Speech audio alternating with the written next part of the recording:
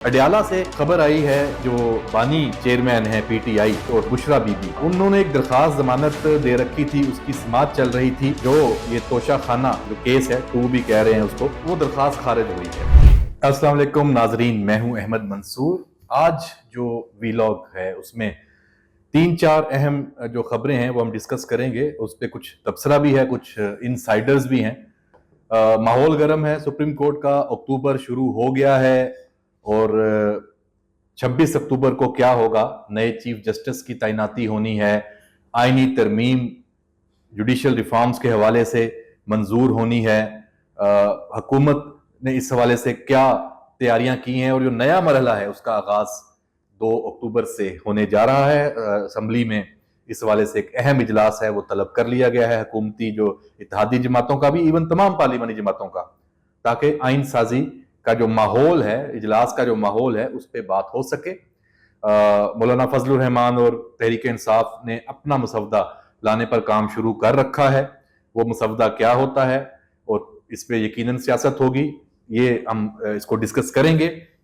अडियाला से खबर आई है कि जो बानी चेयरमैन है पीटीआई, बानी पीटीआई और बुशरा बीबी, उन्होंने एक दरखास्त जमानत दे रखी थी, उसकी समाअत चल रही थी।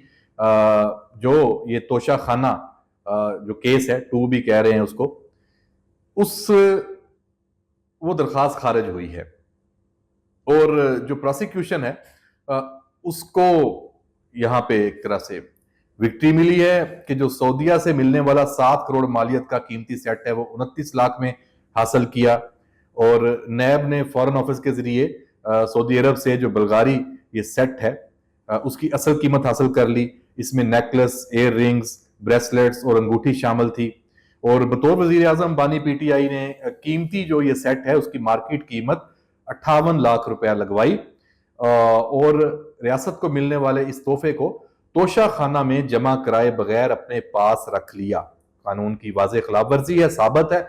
इसमें मतलब कोई 2 जमा 2 4 की बात है, जो मर्जी आप इसे कह लें कि ये इंतकाम है सियासी, या जो भी फैक्ट्स ये बताते हैं कि ये जो कानून तोशा खाना का राइज है उसकी ये खिलाफ वर्जी है।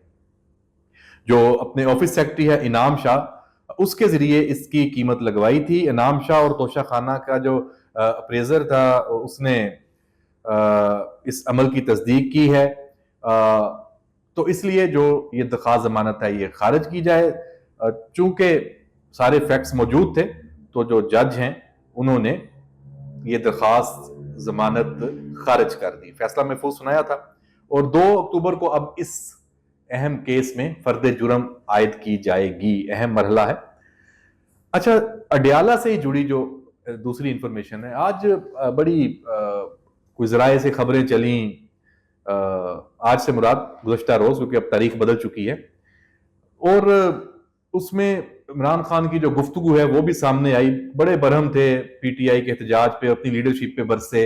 बैरिस्टर गौहर की ऐसी तैसी फेरी और दीगर जो उनकी क्यादत है उनको बुज़दिल कहा और कह दिया इसको बदल दो, फारग कर दो। जो मतलब एक होता है ना कि फ्रस्ट्रेशन का एक लेवल था, वो नजर आ रहा था। और ये सारे पीटीआई के अंदरूनी जराए ने जर्नलिस्ट को ये चीजें फीड की हैं, जो वहां पे रहनुमा मिल रहे थे उन्हीं। तो पीटीआई के अंदर एक ग्रुपिंग चल रही है।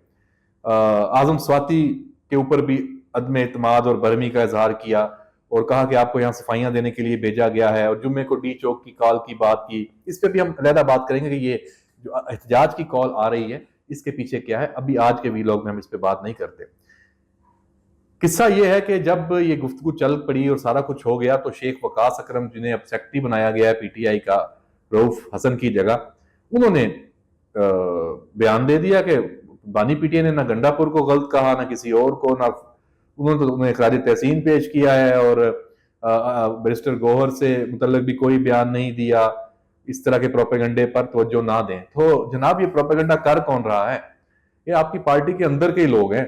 एक ग्रुप दूसरे के खिलाफ, दूसरा ग्रुप तीसरे के खिलाफ, और सब आके बाहर आके यही बताते हैं कि हमारी बानी पीटीआई से बात हो गई है, उन्होंने ये कहा है।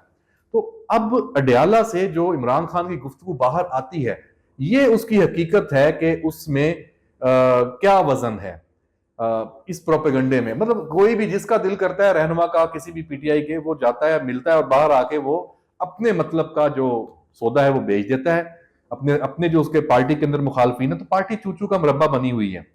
तो ये सिर्फ एक दिन की ये कहानी है, तो इससे आप अंदाजा लगा लें कि जो गुफ्तगू वहां से बाहर निकलती है वो कितनी मुसद्दका होती है और उसके अंदर कितनी हकीकत होती है।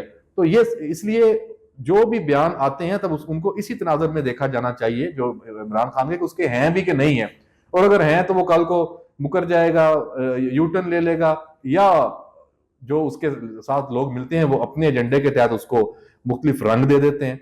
तो बहरहाल जी ये बड़ा इंटरेस्टिंग एक जो आज अडयाला की जो कार्रवाई है गुज़िश्ता रोज की, ये सामने आई, और अब इसमें आखिर में जो एक मामला चल रहा है, बल्कि असल मामला चल रहा है, समझे कि अक्टूबर का जो ये घुमसान का रन पड़ना है ये सुप्रीम कोर्ट में पड़ना है, और इसमें काजी फायज ईसा को इस वक्त बर्तरी हासिल है। जो उसके वहां पे दूसरा ग्रुप था वो उसके अंदर हमें कुछ जलजला नजर आ रहा है।